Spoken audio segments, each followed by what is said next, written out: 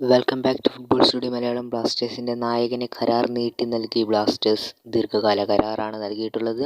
Video ഇട്ട് കിടക്കുന്നതിന് മുമ്പ് ചാനൽ ആദ്യമായി കാണുന്നവരുണ്ടെങ്കിൽ സബ്സ്ക്രൈബ് ചെയ്ത് ബെൽ ബട്ടൺ കൊടുക്കുക. വീഡിയോ ഇഷ്ടപ്പെട്ട ലൈക്ക് ചെയ്യാൻ മറക്കണ്ട. ഇതുപോലെ ഇന്ത്യൻ ഫുട്ബോൾ അപ്ഡേറ്റുകൾ നിങ്ങൾക്ക് നോട്ടിഫിക്കേഷൻ ലഭിക്കുന്നതായിരിക്കും. അപ്പോൾ നമുക്ക് അപ്ഡേറ്റിലേക്ക് കിടക്കാം. ബ്ലാസ്റ്റേഴ്സിൻ്റെ 3 വർഷമായി നായകസ്ഥാനം വഹിക്കുന്ന യുക്രേനിയൻ പ്രൊഫഷണൽ താരമായിട്ടുള്ള അഡ്രിയാൻ നിക്കോളാസ് ലൂണ എന്ന് പറയുന്ന യുക്രേനിയൻ മിഡ്ഫീൽഡറാണ്.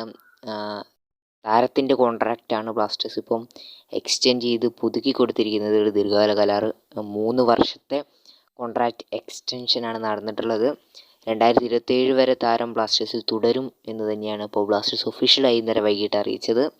മഴ കാരണം മറ്റു തടസ്സങ്ങൾ മൂലമാണ് ഇന്നലെ ഈ കാര്യം നമ്മൾ അപ്ഡേറ്റ് ചെയ്യാതിരുന്നത്. ക്ഷമ ചോദിക്കുന്നു. ബ്ലാസ്റ്റേഴ്സിൻ്റെ 3 വർഷമായി അദ്ദേഹം കളിക്കുന്നുണ്ട്. 32കാരനാണ് താരം. താരത്തിൻ്റെ പ്രകടനം എടുത്ത് പരിശോധിച്ച് നോക്കുമ്പോൾ അതിലേറ്റവും മികച്ചു നിൽക്കുന്നത് എന്ന് പറയുന്നത് 2021-22 സീസൺ ആണെങ്കിലും അതിലും മികച്ചു നിൽക്കുന്നതെന്ന് പറഞ്ഞാൽ ഒരു റെഡ് കാർഡ് പോലും 3 സീസൺ കളിച്ചിട്ടുണ്ട് അദ്ദേഹം. 2021-22, 23-24, 24-25 സീസണ്, ഈ കഴിഞ്ഞ സീസൺ വരെ 3 സീസൺ കളിച്ചിട്ടുണ്ട് അദ്ദേഹം. ഒരു റെഡ് കാർഡ് പോലും 3 സീസണിൽ വാങ്ങിയിട്ടില്ല എന്നുള്ളൊരു മികച്ചൊരു നല്ലൊരു റെക്കോർഡ് തന്നെയാണ് അദ്ദേഹത്തിനുള്ളത്. സ്റ്റേറ്റ് തന്നെയാണ് അദ്ദേഹത്തിനുള്ളത്. യെല്ലോ കാർഡുകൾ അദ്ദേഹം ചെറിയ രീതിയിലൊക്കെ വാങ്ങിക്കൂട്ടിയിട്ടുണ്ട്. 2021-22 സീസണിലേക്കായിട്ടായിരുന്നു ലൂണയെ ബ്ലാസ്റ്റേഴ്സ് ആദ്യമായി സൈൻ ചെയ്തത്. ആ വർഷം ലൂണയ്ക്ക് 23 മത്സരങ്ങൾ കളിക്കാൻ സാധിച്ചു. അതിൽ അദ്ദേഹത്തിന് 6 ഗോളും 7 അസിസ്റ്റും നൽകാൻ സാധിച്ചു. മൊത്തം 13 ഗോൾ കോൺട്രിബ്യൂഷനാണ് അദ്ദേഹം നിർവഹിച്ചിട്ടുള്ളത്. 2 യെല്ലോ കാർഡും അദ്ദേഹം വാങ്ങിയിട്ടുണ്ടായിരുന്നു ആ സീസണിൽ. അതായിരുന്നു അദ്ദേഹത്തിൻ്റെ ഏറ്റവും മികച്ച സീസൺ എന്ന് എടുത്തു പറയേണ്ടത്.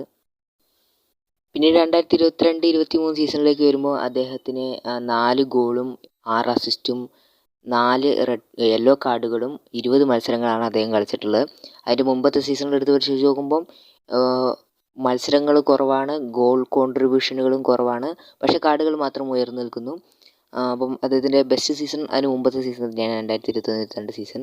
അതിനുശേഷം പിന്നെ ഈ കഴിഞ്ഞ സീസണിലേക്ക് വരുമ്പോൾ അദ്ദേഹത്തിന് 10 മത്സരങ്ങൾ മാത്രമാണ് കളിക്കാൻ സാധിച്ചിട്ടുള്ളത്, പ്ലേ ഓഫ് ഉൾപ്പെടെ. പക്ഷേ അദ്ദേഹത്തിന് നല്ലൊരു പ്രകടനം കാഴ്ചവെക്കാൻ സാധിച്ചു. പരിക്ക് മൂലം അദ്ദേഹത്തിന് സീസണിൻ്റെ പകുതിയോളം നഷ്ടപ്പെട്ടു.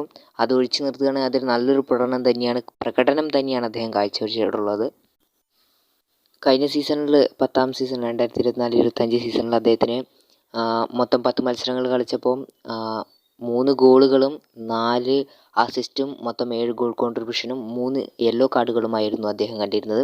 പരിക്ക് മൂലം മാത്രം അദ്ദേഹത്തിന് സീസൺ നഷ്ടപ്പെട്ടപ്പോൾ അദ്ദേഹത്തിൻ്റെ നല്ലൊരു സീസൺ തന്നെയാണ് അദ്ദേഹത്തിന് നഷ്ടപ്പെട്ടത് എന്ന കാര്യത്തിലൊരു സംശയമില്ല.